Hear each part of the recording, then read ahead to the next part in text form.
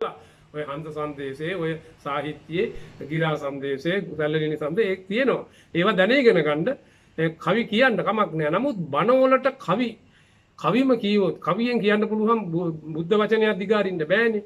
ඊට පස්සේ මේ කවි කියන හාමුදුරුවන්ට මොකද වෙන්නේ? වැඩි කලක් යන්න ඉස්සලා අවස් වදිනවා. අපවත් වෙනවා. එක්ක ඔය කවුරු හරි ගෑණියක් කෙල්ලෙක් මාට්ටු වෙනවා. ඊට පස්සේ සිවුරු ඇරලා යනවා. ඒක නිසා මේ වගකිය යුතු අපේ මහා සංඝරත්නය මහාන කරපු ගුරුවරු මේ කවි බණ නෙමෙයි මේ බුද්ධ වචනේ ත්‍රිපිටකය උගන්වන්න. එතකොට අරිය ධම්ම හාමුදුරුවෝ වැනි උත්තමයෝ එදා මම පුළුවන් තරම් ත්‍රිපිටකේ සහ ඒ සූත්‍ර දේශනා වලින් තමයි ධර්ම දේශනා කරන්නේ. එතකොට කවි කතා සින්දු ඕන තරම් තියෙනවනේ. ඒව හැදෑරුවාට කමක් නැහැ වෙනම. දැනගෙන ගන්න ඕනේ. නමුත් ධර්ම දේශනා කරනකොට මේ හුඟක් අය මේ ඇත්ත තිත්තයි මේවා තේරුම් ගන්න. අර රැල්ලට තමයි යන්නේ. ඒකේ රසය ආසාව අර සුංගාර රසය කවියට කවි කිනුට බොහොම ලස්සනයිනේ කටහඬ. ඔන්න ඊට පස්සේ වෙන වෙන හානි තමයි සිද්ධ වෙන්නේ. ඒ කවි බණ කියන හාමුදුරුවන්ට. ඉස්සරම කවි බණ කියපු හාමුදුරුවෝ කවුද? දැන් නැහැ. පානදුරේ අරිය ධම්ම හාමුදුරුවන්ට මොකද උනේ? ඊට පස්සේ ප්‍රසිද්ධ හාමුදුරුවෝ නම කවි බණ කියවනේ. කොහොද දැන්? එයා නැහැ. තව තවත් කවි බණ කියපු අය ඉන්නවනේ. ඒ අයත් පිරිහිලා ගියා. එතකොට යහමින් සල්ලි හම්බ වෙනවා. ඉතින් ඊට පස්සේ වෙන වෙන දේවල් වලට යොමු වෙනවා. අවසානයේ පිරිහිලා යනවා. ඉතින් ඒක නිසා නාවියනේ අරිය ධම්ම හාමුදුරුවෝ ගල්දුවේ ආරණ්‍ය සේනාසනේ වැඩ හිටියේ. අපි නාතකනේ ආරණ්‍යේ ඉන්න කාලේ අද නාවුනේ අරිය ධම්ම හාමුදුරුවෝ වඩිනවා කියනවා. අපට ඉතින් පුදුම සතුටක්. මට අවුරුදු 18යි ඒ කාලේ. අරිය ධම්ම හාමුදුරන්ට අවුරුදු 35යි. මගේ හිසත් බෑව උන්වහන්සේ. උන්වහන්සේ වඩිනකොට බලාගෙන ඉන්න ආසයි රහතන් වහන්සේ නමක් වඩිනවා වාගේ දායකයෝ පිරිවරාගෙන උන්වහන්සේ වඩිනවා. ඒ තරම් අපි ශ්‍රද්ධාවෙන් වැඳ වැටෙනවා. වැඳගෙන තමයි අපේ ගුරුවරුන්ට කතා කරන්නේ. එතකොට කඩවැද්දුවේ ජිනවංශ නායක හාමුදුරුවෝ.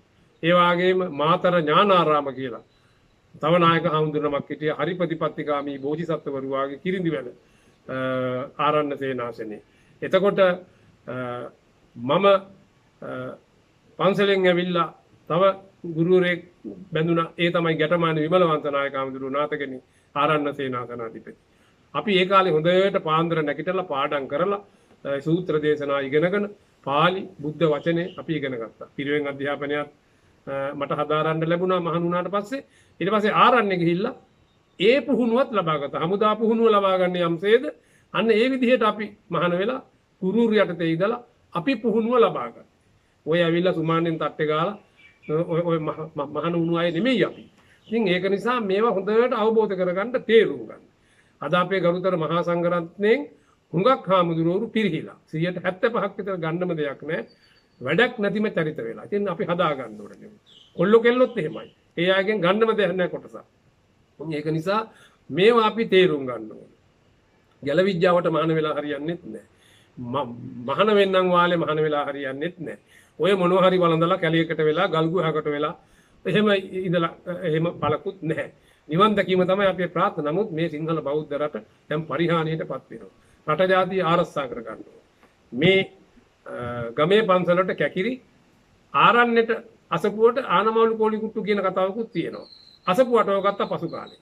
අසපුව ගැනත් කනගාටුයි. ඒකෙත් සූක්ෂම විදියට අර පිළිම විකෘති කරලා එක එක රූප අඹලා ඒක විකාර කරලා යසෝදරා පූජා මහා මායා පූජා ඒවා අවශ්‍ය නැහැනේ. බුද්ධ වචනේ තේරුම් ගන්න ඕන මිසක ඒ කාන්තාව ශ්‍රේෂ්ඨයි. අපේ රටෙත් ඒ විහාර මහදේවි, අනුලා දේවි, ලීලාවතී රජින ආදී සෝමාවති මේ උතුම් කාන්තාව හිටියා දඹදිවයි මෙහි. ඉතින් අමුතුවෙන් පූජාවල් තියතියා එහෙම කරන්න යන්නේ නැහැනේ. ඉතින් ඒක නිසා මේ කරන්නේ අනවශ්‍ය දේවල්මයි. නාවියනේ ආරණ්‍ය සේනාසන ගැන අපි ගම්මුකෝ. මෙහෙම ගිහිල්ලා පිරිස වැඩි කරගත්තා කුටි හැදුවා. අර වනාන්තරෙත් නැහැ, අර දිය ඇල්ලත් නැහැ, දිය ගොබෙත් නැහැ දැන්. ඊට පස්සේ අරිය ධම්ම හාමුදුරුවෝ පසු කාලීනව කොතන ස්ථානාධිපති වශයෙන් සේනාසනාධිපතියෙන් වැඩ හිටියා. ඉතින් උන්වහන්සේ ඉන්න කාලේ පිරිස වැඩි වුණා, හාමුදුරුවෝ වැඩි වුණා. උන්වහන්සේ ඊටාම වටිනා ප්‍රතිපත්ති මාලාවක් අරගෙන ගියා. දැන් ඒ ටිකක් නැහැ. දැන් ඉන්න ආරණ්‍ය සේනාසන හාමුදුරුවෝ කවුද කියලා අපි දන්නේ නැහැ. අපි ඉන්න කාලේ මහණුණු කෙනෙකුත් නෙමෙයි වෙන්න පුළුවන් දැන් වර්තමානයේ. ඉතින් නොයේක් හාමුදුරුවරු නොයේක් චරිත නොයේක් අරමුණු වලින් මහාන වෙලා මෙතෙන්ට ඇවිදින් ඉන්නවා. කමක් නැහැ. එකම අරමුණ විමුක්තියනේ, නිවනනේ. ඉතින් උන්වහන්සේලා බණ භාවනා කරලා තමන්ගේ ආධ්‍යාත්මය දියුණු කරගෙන නිවන් දකි. නමුත් දැන් කැලෑවල් වලටම වෙලා ඉඳලා හරියන්නේ නැහැ. මේ ගමේ පන්සලේ හාමුදුරුවරු කරන සේවය අතිමහ පාංශකූලයට බණට දාන්නට රට ජාතියට ඌදුරක් ආපුවාම ආරණ්‍ය සේනාසන හාමුදුරුවෝ ඉස්සරහට පනින්නේ නැහනේ, වඩින්නේ නැහනේ.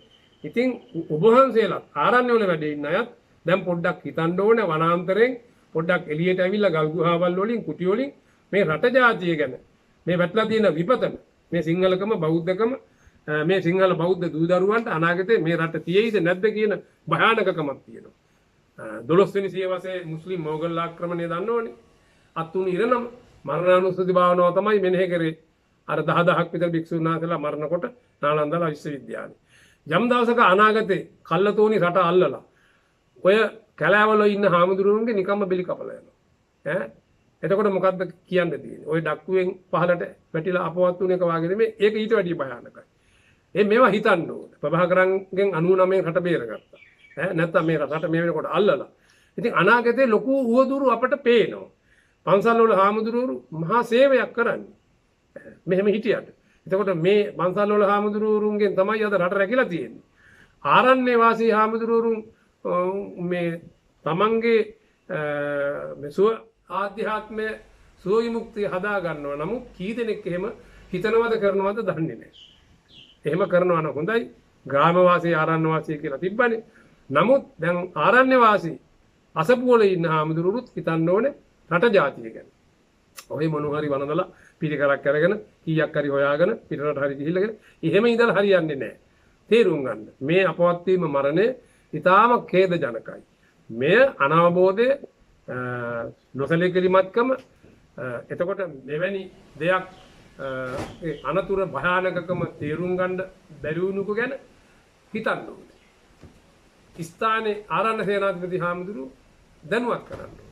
උන්වහන්සේටත් මේකේ වගකීමක් තියෙනවානේ. අංක 1ට ඊළඟට දායක සභාව. ඊළඟට මේ හදපු අය. මේ විදුලි ඩක්කුව. ඉතින් ඒක නිසා මේ ටිකයි මම කියන්න යන්නේ. අරිය ධම්ම හාමුදුරුවෝ වාගේ වැනි උත්තමයෝ අද කීයෙන් කී දෙනෙක් රටේ ඉන්නවද දන්නේ. උන්වහන්සේ ත්‍රිපිටකය හදාරලා මුළු සූත්‍ර දේශනාව දවසක් අලව්වේ අශෝකාරාමයේ නේත්‍රාපින්කමට මහා ලක්කන සූත්‍රයේ මුළු සූත්‍රයේම දිගෑරලා අරිය ධම්ම හාමුදුරුවෝ ධර්ම දේශනා කළා. මම එතකොට මහාන වෙලා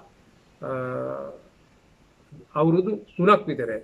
79 80 81. මම මේක අහගෙන හිටියා. මමත් මේක කටපාඩම් කරලා මහා ලක්කන සූත්‍රයෙන් ධර්ම දේශනාවක් බණක් කියනවා කියලා මං හිතාගත්තා. ඒ විදිහටම මම මේ එදා දේශනා කළා. අදත් මං යම් යම් අවස්ථාවල නේත්‍රාපින්කම් එහෙම තිබු දවසවල ওই මහා ලක්කන සූත්‍රය තමයි දේශනා කරලා ඔය ධර්ම දේශනා කරන්නේ බණ කියන්නේ.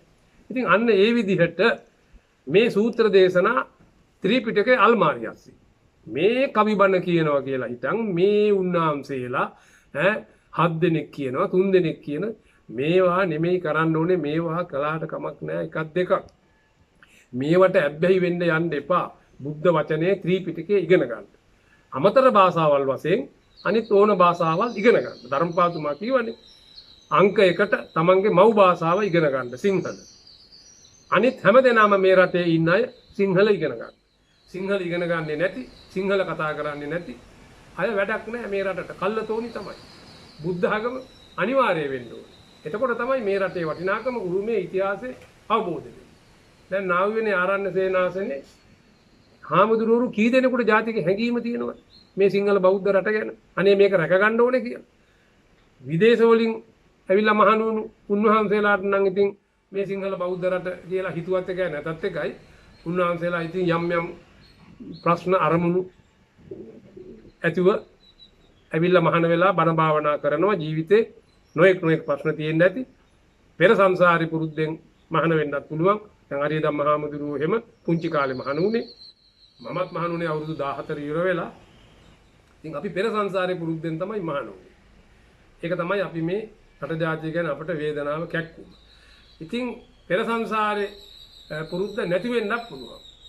ඔය උප්පත්තිය ලැබුවා, පෙර පිනක් කරලා මනුස්සාත්මයක් ගත්තා, මහාන වුණා. මහාන වෙලා ඔහෙ ඉන්නවා. ලොකු මහත් වුණා, බණ දහම් ටිකක් ඉගෙන ගත්තා, කවි ටිකක් ඉගෙන ගත්තා. එච්චරයි. ඊට එහා දැක්මක් නැහැ. අවබෝධයක් නැහැ රට ජාතිය පිළිබඳ. ඉතින් මම මේ ටික කීවේ දැනගන්න ඇත්ත තිත්තයි. ඉතින් උන්වහන්සේලා ගැන අතිශයින්ම කනගාටුයි. නා වූනේ මේ සිද්ධ වුණු රට ලොව කම්පා කරන ඛේද වාචකේ මෙවැනි අනතුරු වහාම වළක්වා ගන්න ඕනේ. මෙවැනි දේවල් කරන්න එපා. මේවා අනවශ්‍ය විචූර්ණ සෝබන. ඊට වැඩිය හොඳයි පාරක් කපලා පඩිපෙළවල් දාලා ඒ විදිහට වැඩම කරන්න හැදුවනම්. ඉතින් මෙහෙම විදුලි සෝපාන හදනවා නම් ඒ පිළිබඳ නිතරම පරික්ෂා කරන්න ඕනේ, නඩත්තු කරන්න ඕනේ. ඒව ගැන තැකීමක් නොකරපු නිසා තමයි මෙවැනි විපත් සිදු වුනේ. ඉතින් උන්වහන්සේලාට දේශීය භික්ෂුන් වහන්සේලාට විදේශීය ඒ අනතුරටපත් වුණු උන්වහන්සේලාට කිසි කල්ක සසර මෙවැනි අකල් මරණයක් අපවත් වීමක් නොවේවා. තමන්ගේ විමුක්තිය හදාගන්න පැවිදි වුණා නම් ඒ විමුක්තිය ලැබේවා. අමා මහ නිවන් සුව අත්පත් වේවා කියලා ප්‍රාර්ථනා කරනවා.